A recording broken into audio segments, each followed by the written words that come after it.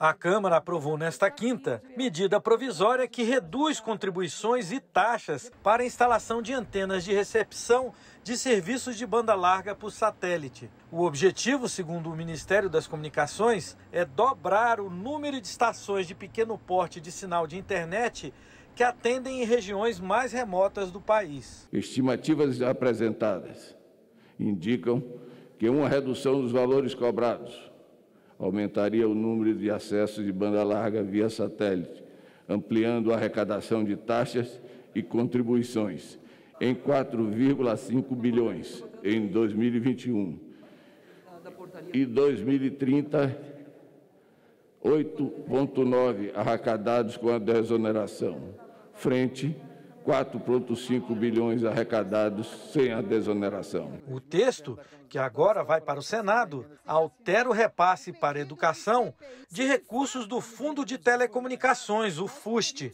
A oposição reagiu. Na votação do FUST aqui, nós contemplamos 18% para a educação pública.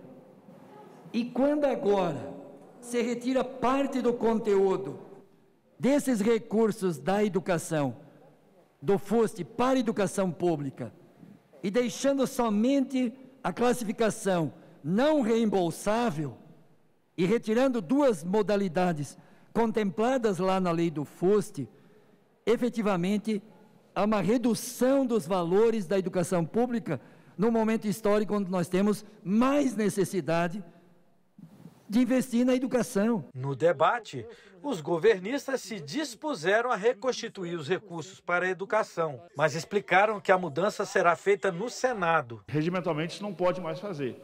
Então, ou retira tudo, ou mantém-se o voto do relator. Qual é o entendimento do governo? Estou aqui com o relator, já falei com alguns líderes da base. O governo vai orientar sim, e pede toda a base para sim ao texto do relator, com o compromisso, inclusive, de nós ouvirmos a professora Dorinha e outros parlamentares da base, para que possamos, então, com entendimento, fazermos essa alteração lá no Senado. Outra polêmica envolveu uma emenda acatada pelo relator que estende a isenção de cobrança de taxas do Condecine, contribuição que financia o cinema nacional, para empresas de vídeo sob demanda, também chamado de streaming. Algumas plataformas e algumas grandes plataformas como a Netflix, de fato não pagam. Não pagam. Essa, aliás, nunca pagou. O que é uma coisa assustadora, porque nós somos no mundo o Brasil que ocupa o segundo lugar no ranking de assinantes da Netflix. Seria muito importante que a gente pudesse aprovar o destaque que retira do PLV essa isenção para facilitar que uma Ancine revigorada pudesse cobrar o tributo da Netflix, da Amazon, da Globoplay, de outros grandes componentes desse streaming. O autor da emenda argumentou que, quando foi criada a lei do Condecine, não havia serviço de vídeo por demanda e negou que o dispositivo favoreça empresas estrangeiras. Não é a empresa de streaming, não é. O sujeito passivo, ela incide sobre a obra. O serviço de streaming, quando compra a obra, embute isso no preço da venda. Portanto, o produtor poderia vender por um preço maior se não tivesse essa taxa, e o consumidor poderia ter um preço menor se não tivesse essa taxa. Porque o correto para taxar serviço de streaming não é taxar a obra. O correto para taxar serviço de streaming é taxar o serviço. O serviço.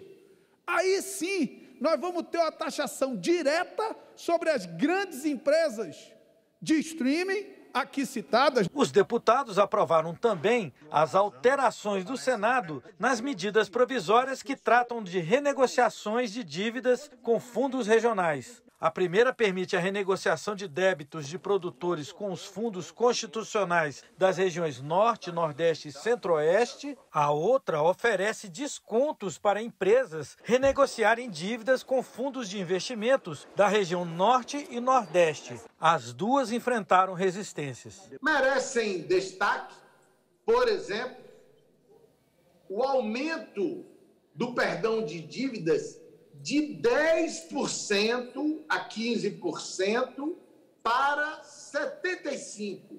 80%. Merece destaque também o desconto para quitação, que era de 5% a 10%, para 70%, 75%, sem explicações plausíveis, técnicas, sem estudos que sustentem esse, com todo respeito ao relator, ao Senado, verdadeiro escândalo com dinheiro público. Nós temos um resgate de um passado que já vem aí de 40, 50 anos. O FINO e o FINAM foram instituídos na década de 70. E de lá para cá o país teve um descontrole da economia muito grande. Nós tivemos um momento de inflação de 45%, 60% ao mês. Em 2 meses a conta dobrava e em menos de um ano a conta multiplicava por 10, por 8, por 12, por 5. E isso inviabilizava qualquer planejamento financeiro do Brasil naquele momento. Sem compromisso com as mudanças, o governo apoiou a aprovação dos projetos de conversão, que seguem agora para a sanção.